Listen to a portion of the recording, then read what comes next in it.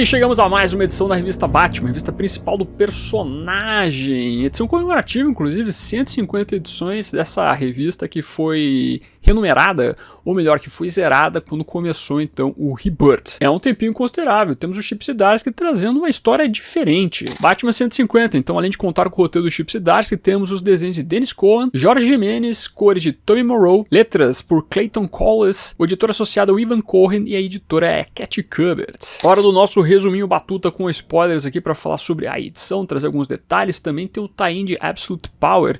Então, vamos falar sobre tudo, mas aquele detalhe sim importante que eu trago, leia a edição. Quando você tiver a oportunidade, leia esse trabalho, que é muito importante você fazer isso. O resumo sempre é superficial aqui. Show? Ted, o capanga que havia descoberto a identidade secreta do Batman na Guerra de Gotham, estava decidido a fazer algo com aquela informação. Ele queria vender ela de alguma maneira. O dono do bar onde Ted estava avisa que aquilo poderia ser algo perigoso, pois ele já havia encontrado o Batman anteriormente. Um momento onde o morcego estava desacordado e quase que ele foi desmascarado, mas o personagem acordou antes que pudesse ser feito alguma coisa, agindo tal qual um demônio que havia voltado à vida. Entretanto, outra pessoa incentiva a Ted a prosseguir com o seu plano, era hora deles ficarem ricos. O protagonista então acorda na casa da sua ex-esposa, ele havia chegado lá às 3 da manhã bêbado.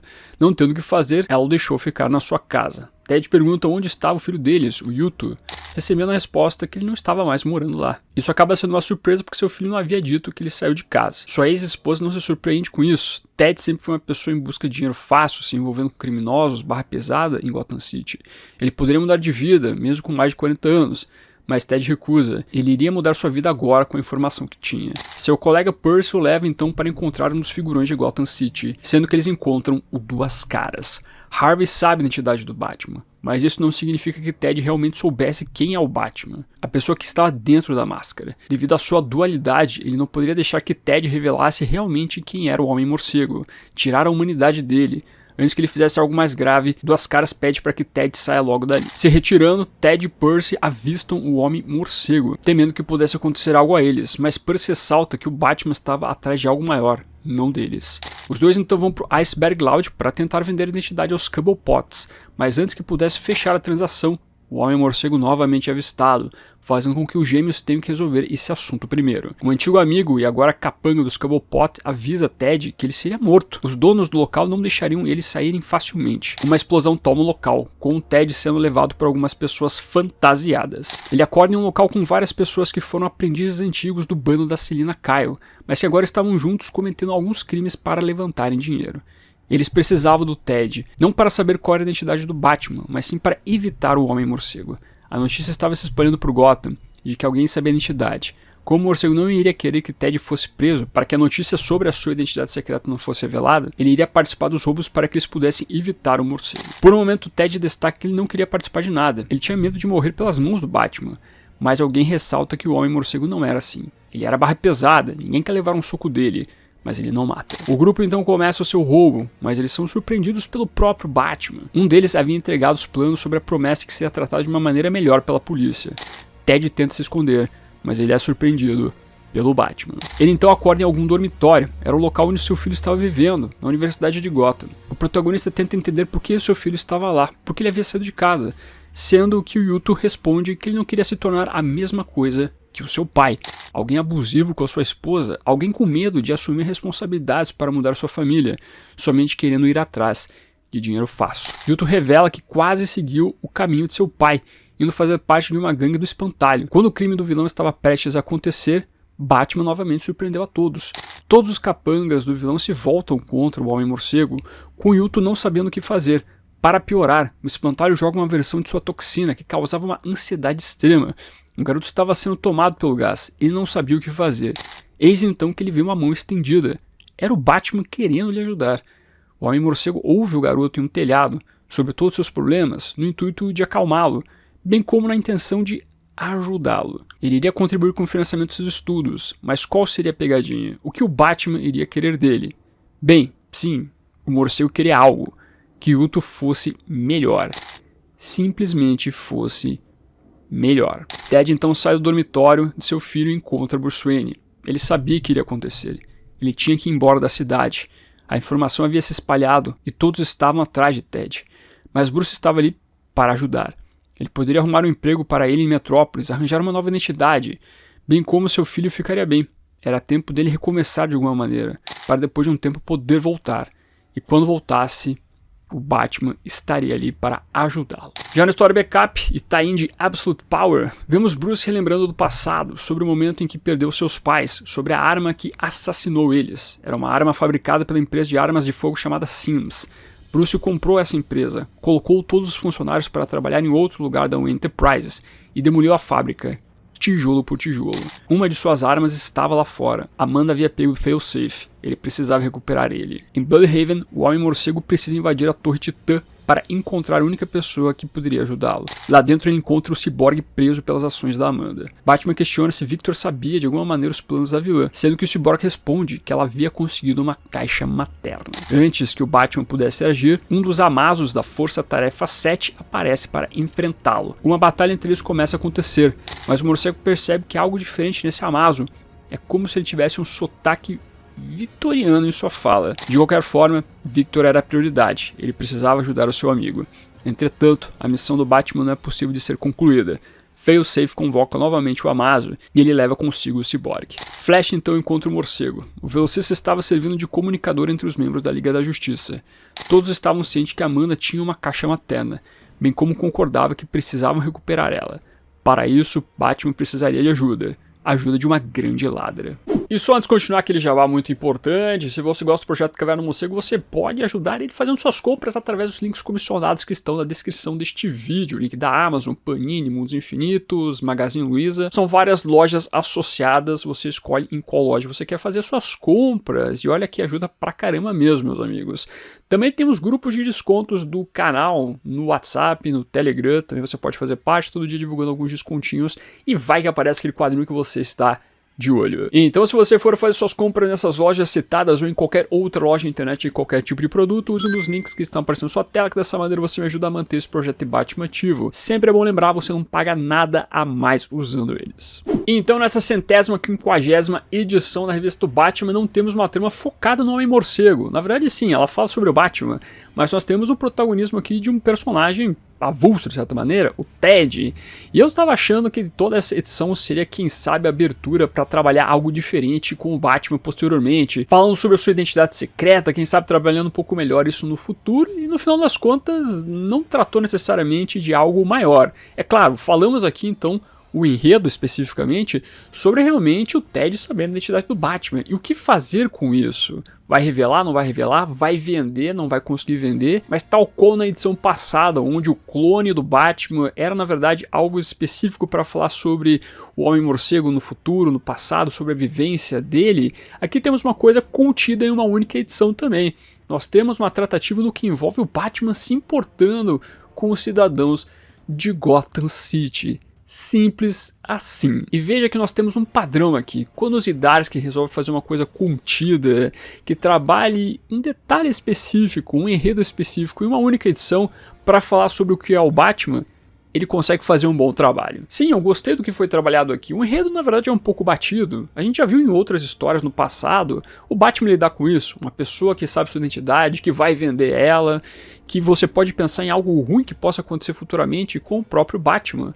Mas que daí você constrói aqui todo o entendimento do que o Batman é, do que ele deve ser para Gotham City. Eu lembro muito bem daquela história lá, que é do Zé Ninguém, que foi escrita pelo Alan Grant com os desenhos do Norman Breyfogle, que foi publicada recentemente na saga do Batman, onde o mendigo acaba descobrindo a identidade do Homem-Morcego. Ele também, de certa maneira, vai tentar vender ela, mas ele se dá mal. E no final dessa trama você descobre por que o Batman faz tudo aquilo. Esse é o questionamento do Zé Ninguém, inclusive. Por que o Batman é o Batman? Por que o Bruce faz tudo isso? Uma história bem legal, inclusive. Aqui você tem uma história parecida, só que ela é maior, e na verdade vai falar sobre vários tropos conhecidos do Batman. Aquilo que é básico envolvendo o personagem. Vai falar sobre a regra dele não matar, vai falar sobre o fato dele ajudar os cidadãos de Gotham City, saindo um pouco do meme que envolve o vigilante que gosta de bater em pobre na rua. Vai trazer a perspectiva do capanga que tem que lidar com o Homem-Morcego. Tudo aquilo que a gente viu na Guerra de Gotham, que trabalhava o Batman de uma maneira muito bizarra, ao mesmo tempo a Mulher Gato estava num lance bizarro também, aqui acaba sendo desfeito.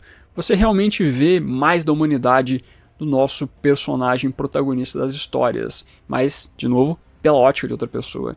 Isso foi muito proveitoso, eu gostei bastante dessa edição. É realmente os Zdarsky sabendo trabalhar o básico com o personagem. É uma história urbana, é uma história que fala daquilo que a gente gosta de ver com o Batman. E o Zdarsky sabe trabalhar muito bem a humanidade do Batman nas suas histórias. Eu sei que às vezes ele dá uma enxada nas histórias, a ponto de ficar um pouco maçante, o que envolve o vilão, o Zunenar, o Failsafe, etc. Mas dentro do que envolve a discussão do Batman, da existência dele, do que ele faz de errado, do que ele faz certo e assim por diante, o Zdarsky sabe trabalhar muito bem essa linha. Tanto é que nos primeiros arcos, que é uma coisa que eu destacava bastante, quando ele entrava nesse aspecto de falar que a Bat-família não é um exército, mas sim realmente uma família, que o Batman é necessário em Gotham City para ajudar as pessoas, isso funcionava muito bem. Depois, é claro, a trama descambava para um massa-velho muito grande, isso atrapalhava um pouco a conclusão das histórias, mas trabalhar a humanidade do Batman, o Zdarsky sabe trabalhar muito bem. Trabalhar muito o que é o Batman fora desse escopo do meme, da coisa batida do Twitter, ele sabe fazer muito bem. E essa edição prova isso, tal qual a edição anterior provou também. Então o Zdarsky está fazendo uma coisa boa com o Batman nesse aspecto. Quando ele havia sido anunciado como roteirista do título principal do Batman, eu fiquei com receio de que trouxesse muito essa carga de vilanizar o Homem-Morcego. Eu sempre tenho um pouco de receio quando aparecem novos roteiristas que vêm com essa visão batida, que não se aprofunda muito no personagem. Mas pelo contrário, o Zdarsky faz muito bem isso, ele discute muito bem o Batman, e ele traz realmente essa carga humana que o personagem precisa. E transparece algo que é muito poderoso envolvendo o personagem. Então essa edição resume muito isso. Inclusive eu acredito que essa edição vai servir como uma munição para os fãs responder a galera quando o pessoal vem encher o saco aí falando que o Batman é só, de novo, o vigilante que gosta de bater em pobre. Eu acho que você pode fazer uma discussão interessante e essa edição pode servir como o contraponto a essa visão batida também. Então, olha aí, já são 2 edições seguidas, onde o Zdarsky está conseguindo se concentrar naquilo que ele sabe fazer de melhor com o Batman. Ponto positivo, hein? E tem a questão aqui dos desenhos, porque como é uma edição comemorativa, eles trouxeram o Dennis Cohen para fazer aqui o trabalho na maior parte da revista, junto, é claro, com o Jorge Mendes fazendo outras partes. Dennis é um desenhista extremamente conhecido, ele trabalhou com o Dennis O'Neil no Questão, ele é um dos fundadores da Milestone, ele criou o Super Choque, e ele sempre discute nas suas tramas esse lance político, ele trabalha muito com o fato da questão social também. E é interessante você trazer ele, esse desenhista, para fazer essa história que fala muito sobre essa questão social também. A história se encarrega muito de falar desse personagem, da vivência dele em Gotham City, do que ele faz para ganhar dinheiro, a relação dele com a mulher, ou ex-mulher, com o filho. E você ter o Dennis trabalhando aqui acaba tendo uma carga especial também. E eu gosto do desenho dele. É um desenho que é diferente, que eu não acho que vai agradar todas as pessoas. Mas dentro do desenvolvimento dele, da maneira como ele constrói a humanidade até do Ted e ao mesmo tempo a visão do que é o Batman, essa arte consegue fazer uma narrativa que traduz muito essa discussão que é colocada no texto. Então é importante como o trabalho do Dennis aqui se comunica com o texto do Zdarsky. Da mesma maneira, o desenho do Jorge Mendes, que daí estabelece o Batman no seu lado um pouco mais super-heróico ali, né? Onde a gente vê muito mais da humanidade do personagem transparecer. Então foi bacana colocar o Jorge Mendes aqui, que é um desenhista extremamente competente, praticamente o desenhista oficial da revista do Batman recentemente, e ao mesmo tempo colocar o Dennis também compartilhando essa edição comemorativa dentro do escopo do que envolve esse enredo, essa história. Então, ponto positivo também. Então, é uma história que eu indico fortemente a galera dar uma lida. De novo, não gosto das histórias do Zdarsky porque tem esse negócio de fail-safe, de Zunenar, já me encheu o saco. Tudo bem, eu entendo você. Eu já disse que eu gosto de algumas partes envolvendo o Zura, outras partes eu acho que tá maçante. Colocar o Coringa também, daquele jeito que foi colocado, é complicado, mas essa história vale a pena. Essa história realmente trabalha aquilo que a gente quer ver envolvendo o Batman.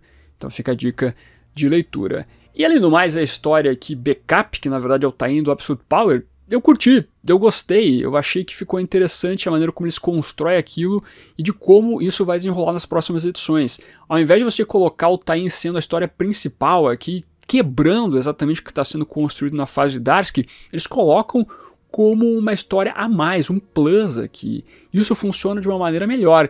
E além do mais, o Zdarsky de novo trabalha outros aspectos importantes, outros tropos do Batman, como por exemplo a arma que matou os pais dele, fala sobre qual é a arma, da origem dela, sobre como o Batman acabou ajudando, ou melhor, não necessariamente ajudando, mas como ele pegou as pessoas que trabalhavam nessa fábrica que construía armas e levou para outro lugar e desfez a fábrica. Tem esse elemento simbólico também que funciona na figura do Batman, ponto positivo também. O restante que envolve ele enfrentando esse Amazo, o Cyborg, é uma coisa que é muito mais focada realmente em você entender o que está acontecendo na saga Absolute Power, mas que dentro do escopo aqui desse tie-in, eu acredito que foi algo satisfatório. Eu só achei diferente ali, um detalhe que é importante é o fato do Batman percebendo que esse Amazo tinha um sotaque, uma maneira de falar que era meio vitoriana, que basicamente dá o ensejo de que você está vendo o Zur-En-Arrh do Batman de Gotham 1889. Porque conforme a gente estava acompanhando anteriormente, o Zur conseguiu resgatar ou trazer para si os Zur-En-Arrh de outros Batmans do multiverso, e cada um desses Batmans estão nos Amazos aí da Força Tarefa 7. Isso é bizarro, e isso é intenso. Mas olha, vou dizer pra vocês que eu, como um cara que não sou a favor desse negócio de tie-in de Mega Saga, eu fiquei interessado em continuar lendo essa história, pra ver como é que vai ser o Batman, a Mulher Gato se juntando, fazendo um heist, fazendo um assalto pra recuperar a Caixa Materna. Realmente ficou atrativo isso, então gostei. Se toda a Mega Saga for dessa maneira, eles não interrompam a fase de um autor e só colocam como uma história backup, uma história secundária, eu vou aprovar, porque realmente assim é melhor de você acompanhar. Então mais um ponto positivo. Então gostei dessa edição, meus amigos, gostei como um todo, realmente uma boa edição aqui do Zdarsky, recomendo a leitura, gostei do treino também de Absolute Power, me deu mais vontade, inclusive, ler ainda a Mega Saga, então realmente foi uma trama que valeu toda a leitura. Então deixo aqui o meu joinha, né? Ponto positivo para a edição como um todo. Quero saber de você, concorda ou discorda? Acho que foi uma boa edição do Zdarsky? Não foi, faltou algo? Traga no comentário aqui embaixo. Como eu sempre digo, todo dia tem vídeo aqui no canal, 2 vídeos por dia, quase de segunda a segunda. Tem um dia ou outro ali que na verdade eu publico um shorts, mas ainda é vídeo, né? Ainda é produção de conteúdo. Mas então eu vou sugerir 2 vídeos para você assistir aqui. Primeiro, na verdade, tem a playlist da revista do Batman, a revista principal, com resenhas e resumos. Dá uma olhadinha lá porque eu já falei de todas as edições que saíram mais recentemente, desde lá a edição número 80, então tô falando desde lá daquela edição. Dá uma olhadinha então nas minhas considerações com o passar do tempo. Vou deixar aqui também um videozinho para falar sobre notícias do DCU, do filme do Superman. Tem saído várias imagens legais aí, tem imagens poderosas de bastidores envolvendo o David Corenswet como o Superman. Inclusive com o James Gunn falando sobre spoilers. Será que essas imagens de bastidores estão estragando o filme? Dá uma olhadinha na resposta dele lá. Como sempre, agradeço os membros do canal, essa galera que apoia este projeto, esse trabalho. Seja membro você também, dá uma olhadinha no botão Seja Membro, que tem um valorzinho pequenininho para você contribuir, caso você esteja interessado. Não esqueça de curtir o vídeo, sempre importante isso. E se inscreva no canal se você é novo ou nova, que é o melhor lugar para você ficar muito bem informado sobre o universo do Batman. Então eu vou ficando por aqui.